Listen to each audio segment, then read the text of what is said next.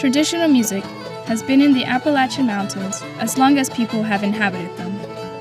Traditional music is inherited through a kaleidoscope of cultures, meshing together such as the Native American Indians, before colonization, to the arrival of slave cargo ships carrying the banjo and immigration from Europe. Started by Loyal Jones in 1974, the celebration of traditional music continues to celebrate the past and present of traditional music. Not only does the celebration of music hope to commemorate, but also captures its continuing evolution as Appalachia itself evolves and changes.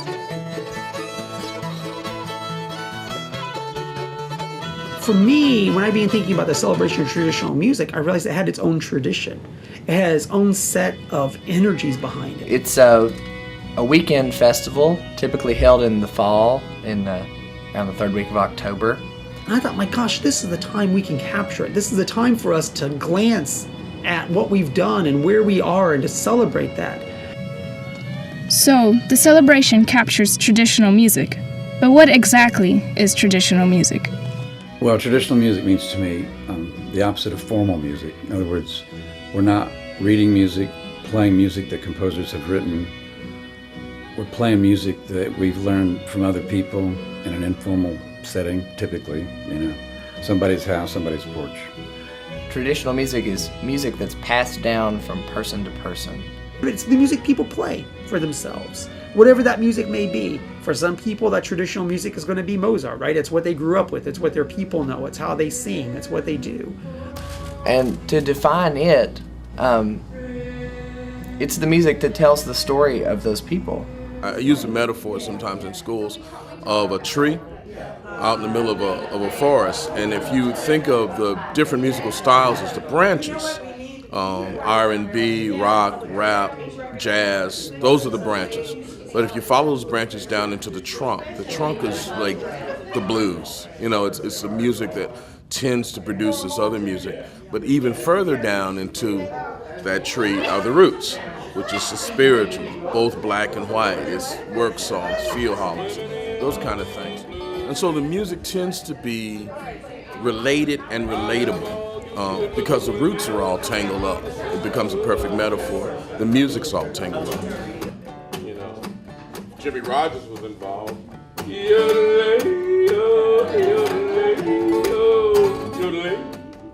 Why not? What did you do in class today? An instrument often associated with Appalachia is the banjo, and it was this year's feature theme in the celebration of traditional music. And so this year we had a little bit more of that aggressive banjo feel to it. I think what people fail to see, especially when they look at the banjo, when you look past Deliverance and the stereotypes that we've been socialized with recently, the banjo was an African instrument. Sort of this idea of playing with a sort of the back of your nail and then catching the offbeats seems like a pretty African way of playing an instrument. It's like, it doesn't have a European precedent.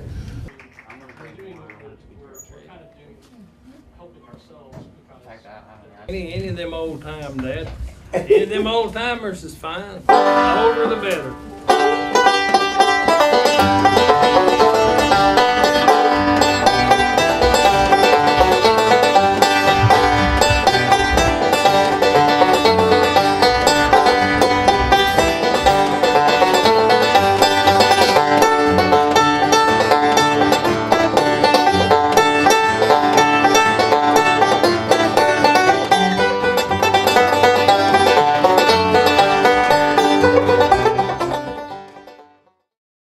It's a pleasure to be down here in Berea, and I'd like to say that I'm 85-year-old and I'm a retired coal miner.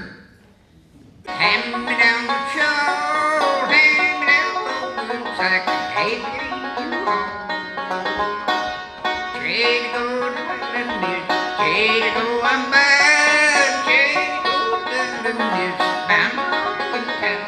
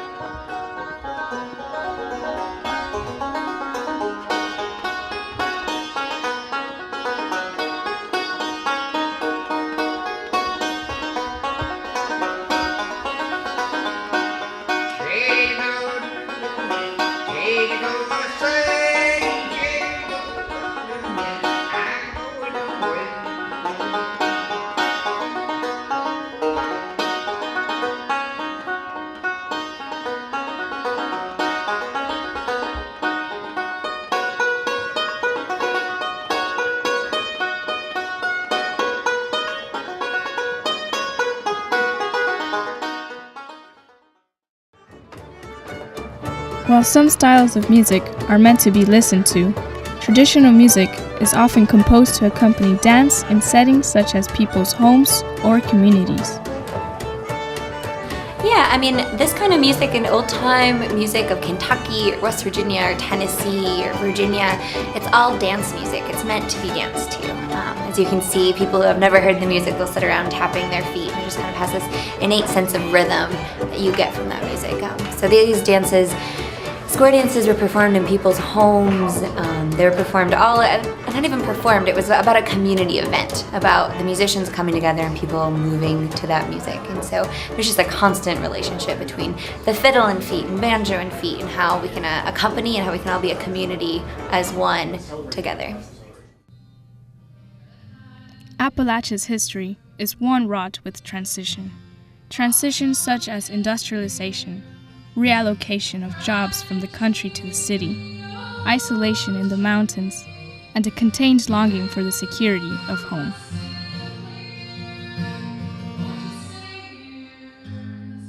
Home is really one of the defining themes of Appalachian music. In that presentation of how people feel about their home is often a love-hate relationship, or a struggle is evident there. You know, in that lots of these songs describe, you know, like, oh, I feel so sheltered by the mountains, and this is my home, and I will never leave, and I don't ever want to leave. Everybody was going back home for the weekend who had grown up in the mountains, but had to relocate up in there to find work. So there's the whole thing about, missing home. It's all part of that Appalachian culture and the music and the songs and the stories. Missing home. Missing home because, these are folks who grew up in the mountains but had to leave to find work. Yeah. But would go home every weekend. Like with all good things, traditional music has a long road ahead of itself if it hopes to be relevant, particularly in light of globalization, social media, and mass communication.